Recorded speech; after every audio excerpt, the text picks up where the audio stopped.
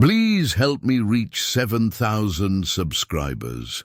He moved like a shadow across the marble floors of Seoul's Grand Crescent Hotel, his faded uniform blending into the dim lights that glittered off the crystal chandeliers. To most guests, Min-jae was invisible, a man who existed only when something needed cleaning.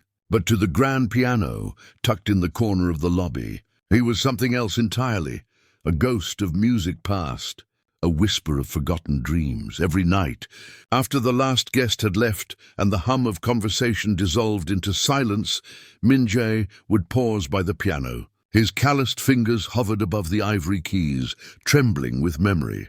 He never played, not out loud, just touched them lightly, the way one might trace the edges of a photograph of someone they once loved. Once, he had belonged to the world of melody, where applause filled the air instead of dust. Now his reflection in the piano's polished surface showed only exhaustion. Yet when he looked at it, he could almost see the young boy who once believed music could heal everything. Outside, the neon lights of Seoul shimmered against the hotel windows, but inside, only the quiet hum of the air conditioner and the soft rhythm of Min-jae's heartbeat filled the night. He smiled faintly, whispering to the silent piano, "One day, maybe you'll sing again." The piano did not answer, but somehow, he felt it was listening that evening. Ji Yeon-han swept into the lobby like a storm wrapped in elegance. The CEO of the Grand Crescent Hotel chain, she moved with an air that made the marble floors seem like her stage. Sharp heels clicked against the tiles as her gaze, precise and calculating, scanned the space. That's when she noticed him.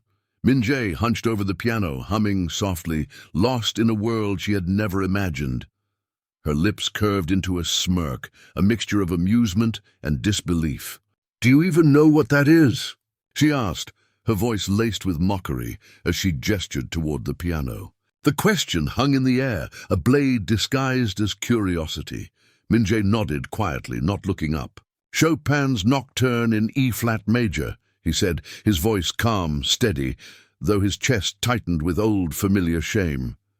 Ji-yeon's laugh was sharp, almost cruel, echoing off the lobby walls. "If you can actually play Chopin," she said, smirking, "I'll marry you."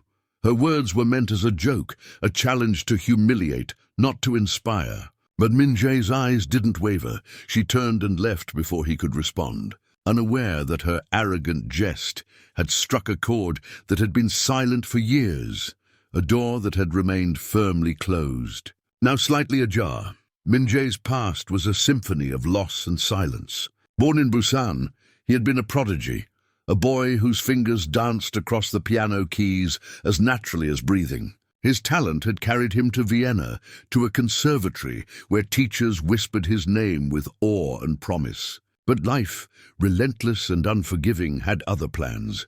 A car accident stole his mother, the warmth of home, and with it, his scholarship.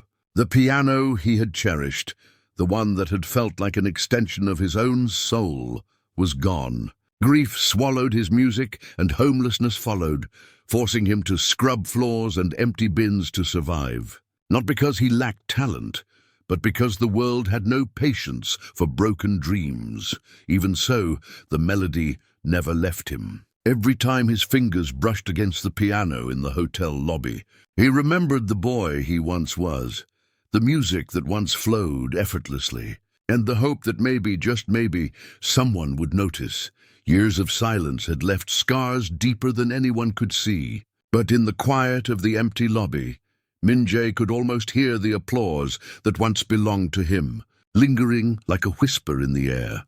Haunted by Ji-yeon's words, Min-jae began to reclaim what had been lost. After the guests had gone and the chandeliers dimmed, he lingered in the shadows, fingers trembling as they rediscovered the piano. Each note stumbled at first, stiff from years of disuse. But slowly the music returned, weaving together grief, memory, and hope.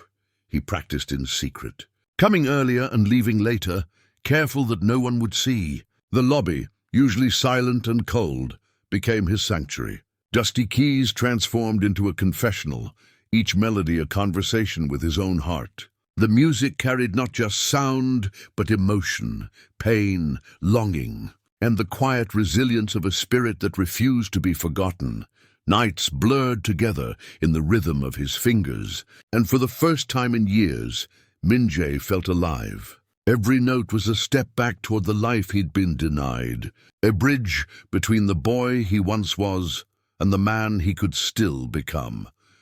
Even when the hotel lights flickered and the air cooled around him, he played on, believing that one day someone might finally hear the song he had been holding inside for so long. The night of the charity gala arrived, the lobby transformed into a glittering stage of gold chandeliers and sparkling gowns. Guests whispered and laughed, their champagne glasses catching the light like tiny stars. The scheduled pianist had cancelled at the last minute, leaving the grand piano standing in quiet anticipation.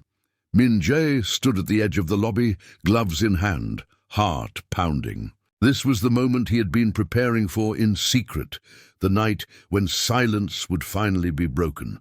Slowly, he removed his gloves and sat at the piano bench, his fingers hovering above the keys. The hum of conversation faded as he pressed the first note, a delicate thread of Chopin weaving through the room.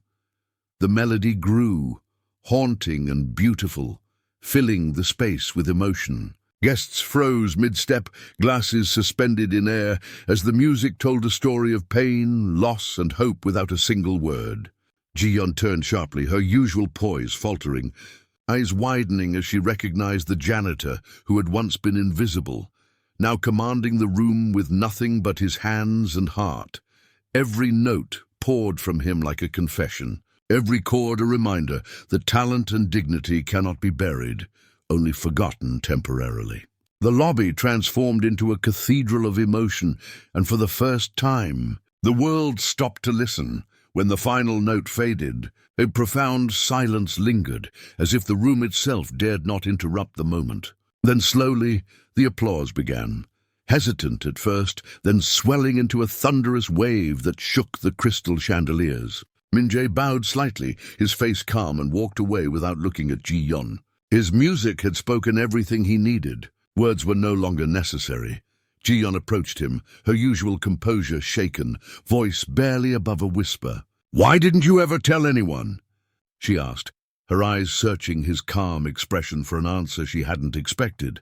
Min-jae's reply was simple, steady and piercing in its truth. No one ever asked. The weight of those words sank into her. Pride gave way to regret, arrogance to humility. She had tried to humiliate him with a careless joke, but he had answered with dignity, revealing the depth of a talent and a heart she had underestimated. In that moment, something changed. Ji-yeon saw not just the janitor, but the man who had endured, survived, and risen through grace. And Min-jae at last felt seen, not for his uniform, but for his soul. From that day on, Min-jae no longer wore the janitor's uniform. Ji-yeon appointed him as the hotel's resident pianist, giving him a place where his music could be heard and appreciated.